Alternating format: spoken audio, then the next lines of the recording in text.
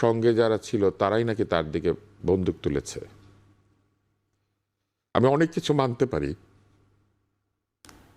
কিন্তু এই নিষ্ঠুরতা আমি মানতে পারি না। মানুষ মানুষের প্রতি এত নির্দয় হবে, এই বাংলাদেশ তো আমরা চাই নাই।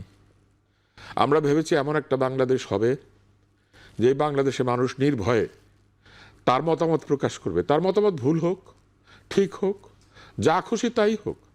রাস্তার মাঝখানে দাঁড়িয়ে কোনো পাগল কথা বলে না, গাড়ির দিকে ঢিল ছোড়ে না। দেশকে ভালোবেসে যদি কেউ ভুলও বলে,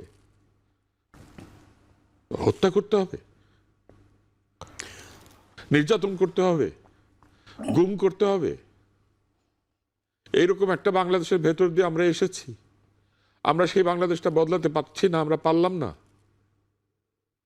হিংসার বিদ্বেষের মধ্যে দিয়ে বাংলাদেশ সামনের দিকে যাবে, এটা হতে পারে না। আমাদের জীবন এখন এমন একটা জায়গাতে, এই জীবন হচ্ছে যাওয়ার জীবন। আমরা আমাদের 50 অতিক্রম করেছি, কিন্তু যার জীবন মাত্র শুরু হচ্ছে।